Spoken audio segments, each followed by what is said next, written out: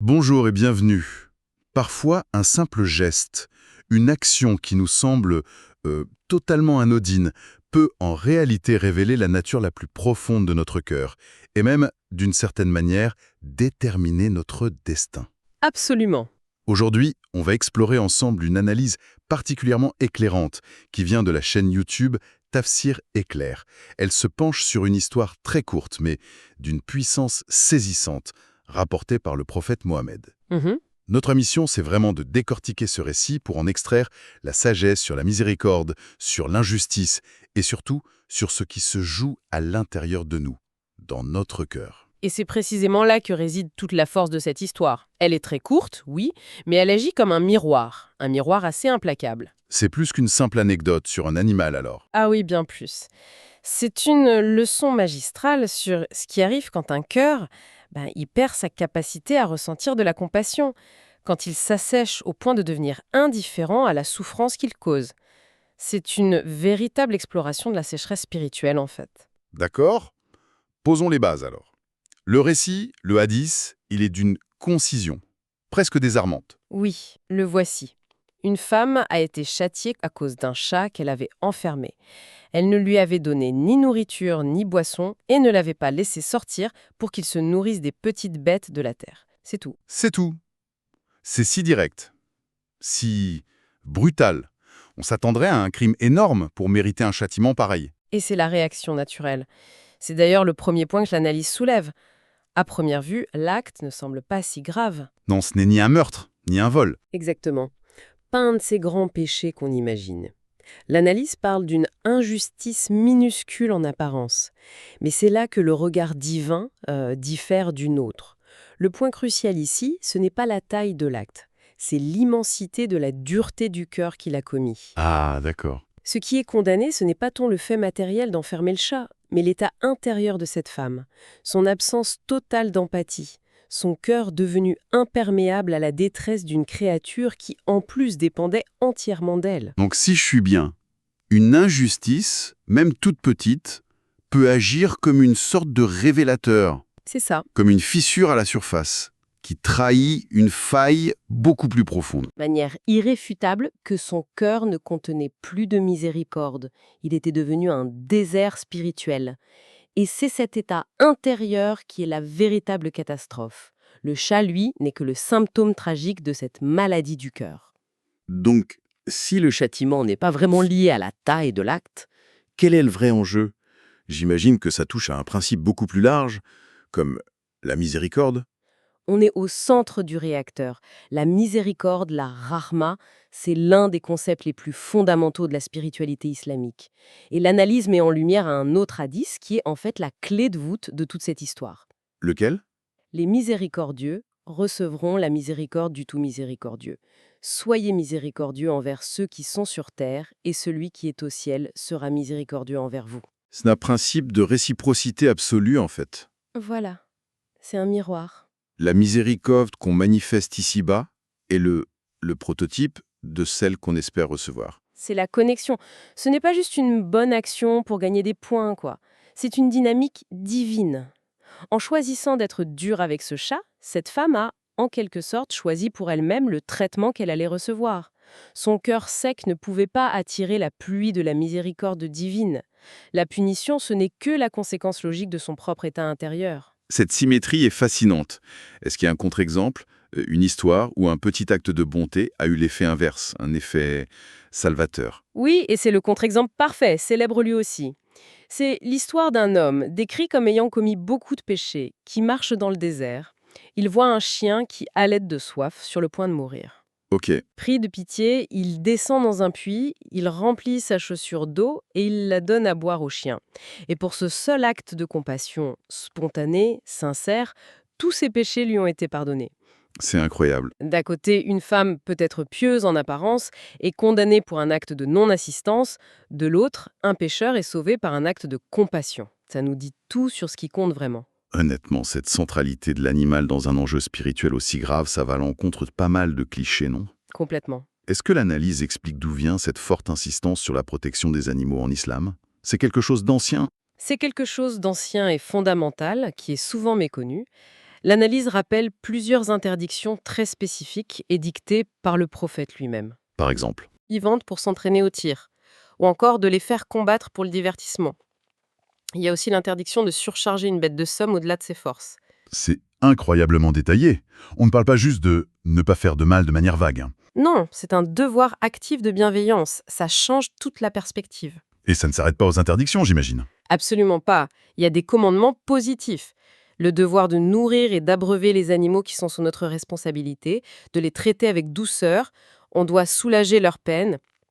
Même lors de l'abattage rituel, qui est autorisé pour la consommation, l'enseignement insiste sur la nécessité de le faire le plus vite possible, sans douleur inutile et loin du regard des autres animaux. C'est vraiment un code de conduite complet. L'analyse mentionne même des anecdotes où le prophète protégeait des nids d'oiseaux ou essuyait le museau de sa monture, un signe d'affection. Quand on met tout ça en perspective, l'acte de la femme de l'histoire prend une autre dimension. Ce n'est plus un simple oubli, c'est une transgression consciente de tout un code éthique. C'est une violation directe d'un ordre spirituel. Elle n'a pas seulement failli à un devoir moral, elle a tourné le dos à un principe divin. Et encore une fois, ce qui est jugé, ce n'est pas l'acte en lui-même, ou plutôt l'absence d'acte, C'est le cœur derrière. c'est le cœur derrière cette inaction. Un cœur qui, face à la détresse d'une créature vulnérable et dépendante, a choisi l'indifférence la plus totale. C'est ce choix qui l'a condamné. Ce qui m'interpelle beaucoup, c'est cette idée de déconnexion. L'analyse suggère qu'on peut avoir toutes les apparences de la piété, la prière, le jeûne, lire les textes, et pourtant avoir un cœur complètement sec. C'est l'un des avertissements les plus puissants de cette analyse. C'est le danger du ritualisme vide de sens. Une coquille vide. C'est ça, une performance extérieure qui n'est plus irriguée par la compassion et la douceur intérieure. On peut cocher toutes les cases de la pratique religieuse, mais si le cœur reste dur, insensible, alors l'essentiel a été manqué. Et cette dureté, comment elle s'installe? Ce n'est pas du jour au lendemain, j'imagine. Non, c'est une progression insidieuse, une sorte de sclérose spirituelle que l'analyse décrit très bien. Ça commence souvent par une dureté envers les créatures les plus vulnérables, les animaux par exemple. Ok. C'est cette habitude de l'indifférence, elle s'étend aux humains qu'on ne connaît pas, ensuite elle contamine les relations avec les proches, la famille, et à la fin on devient dur envers soi-même, incapable de pardon, de douceur. C'est une sorte de spirale. La femme de l'histoire devient alors ce que l'analyse appelle une parabole vivante de ce danger. Elle incarne ce processus de fermeture progressive du cœur. C'est comme une gangrène spirituelle qui s'étend, en fait. Ça commence par une petite indifférence et ça finit par tout envahir.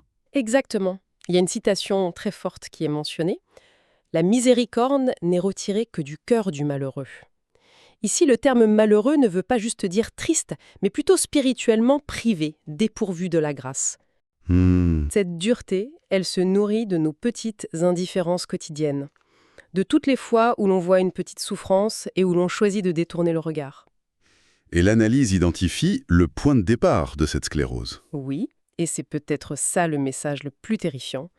Le point de départ, c'est le simple fait de ne rien faire. Elle n'a pas activement torturé le chat. Non. Elle l'a juste enfermé et n'a rien fait. Elle l'a laissé mourir de faim et de soif par pure omission. Et c'est cette inaction, ce refus de faire le bien, qui a révélé la mort de la compassion en elle.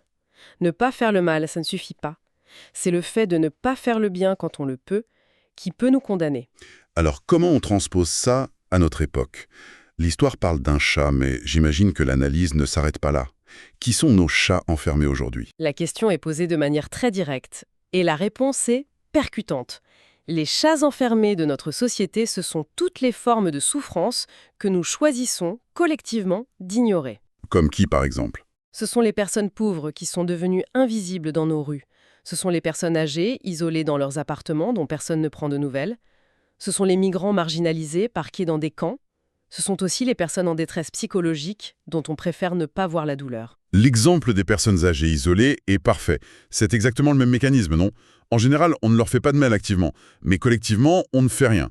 On ne prend pas le temps, D'appeler, de rendre visite. voilà, de s'assurer que tout va bien.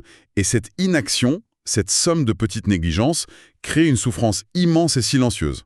C'est un parallèle parfait. L'acte d'ignorer volontairement la souffrance n'est jamais neutre. Ce n'est pas un détail. C'est une véritable faille spirituelle, individuelle et collective. Et à l'inverse, un geste qui nous semble minuscule peut avoir un poids immense. C'est encourageant, ça. Offrir un repas, prendre le temps d'écouter sincèrement une personne seule, nourrir un animal errant. On ne sait jamais, comme le dit l'analyse, quel petit geste de miséricorde peut nous sauver le jour où nous en aurons le plus besoin. J'aime beaucoup le fait que cette analyse ne s'arrête pas au constat, mais propose des solutions très concrètes. C'est presque un programme d'entraînement pour le cœur. Oui, il y en aura 4, très accessibles. La première, c'est la douceur intentionnelle. Avant de parler ou d'agir, surtout dans une situation de tension, prendre une seconde pour se poser la question « Y a-t-il une manière plus douce de dire ou de faire cela ?» C'est un réflexe à cultiver. C'est simple, mais puissant. Juste ce petit temps de pause. La deuxième est la compassion active. C'est le contraire de ne rien faire. Si on voit un besoin, une petite détresse, on agit. Même modestement, on ne reste pas spectateur. Et la troisième? La troisième, c'est de prendre soin des créatures. C'est présenté comme un véritable acte de foi, pas un simple hobby. Nourrir les oiseaux en hiver, mettre de l'eau pour les animaux en été, ce sont des gestes qui entretiennent la tendresse du cœur. Et la dernière pratique, la quatrième, ce sont les invocations, la prière, notamment celle que le prophète faisait très souvent. « Ô toi qui retournes les cœurs, affermis mon cœur sur ta religion ». C'est une reconnaissance humble, en fait. Oui, que la tendresse du cœur est un don fragile qu'il faut demander et protéger activement. Ce n'est pas un acquis. Et tout ça mène à une sorte de principe général. Oui, ça culmine dans ce que l'analyse appelle le principe d'or. On récolte ce que l'on donne. Celui qui prive sera privé. Celui qui nourrit sera nourri. Celui qui fait miséricorde recevra miséricorde. La logique est implacable. D'une symétrie parfaite. La femme de l'histoire a privé le chat de sa miséricorde. En conséquence, c'est cette même miséricorde qui lui a manqué au moment de son propre jugement. Elle a reçu le reflet exact de ce qu'elle a offert au monde. Pour synthétiser, le message qui ressort avec une force incroyable, c'est que ce ne sont pas seulement nos grands accomplissements qui définissent notre valeur spirituelle, ce sont aussi, et peut-être surtout, nos petites habitudes, nos réactions instinctives, la température de notre cœur au quotidien. C'est ça. Il y a une phrase dans l'analyse qui m'a vraiment marquée. Il n'était pas demandé à cette femme d'être une savante, une mystique ou une grande ascète. Il lui était simplement demandé d'être humaine. C'est le résumé parfait. La foi, ce n'est pas une théorie, c'est un comportement. La spiritualité n'est pas un concept abstrait, c'est ce qui adoucit le cœur et le rend sensible au monde qui nous entoure. Mais il y a aussi un message d'espoir, hein? Bien sûr. Le message de cette histoire et de l'analyse n'est pas seulement un avertissement sévère. C'est aussi un message porteur d'un immense espoir. Il nous dit que le cœur, même s'il s'est durci, peut toujours retrouver la lumière. Il peut être réanimé à tout moment, par un geste simple, un élan sincère, un acte de bonté discret. Cette analyse de Tafsir éclair se termine sur une image très puissante. Le paradis peut s'ouvrir grâce à un simple regard de compassion, comme celui de l'homme pour le chien assoiffé. Et cela nous amène une dernière réflexion, une question à laisser mûrir. Si un petit acte de cruauté par omission, un simple ne rien faire, peut avoir des conséquences spirituelles aussi graves, Alors, à l'inverse, quelle chaîne de conséquences positives, invisibles et profondes, un simple acte de bonté qu'on a pu faire, peut-être même déjà oublié, a-t-il pu mettre en mouvement? abonne-toi, active la cloche et n'oublie pas de liker, commenter et partager.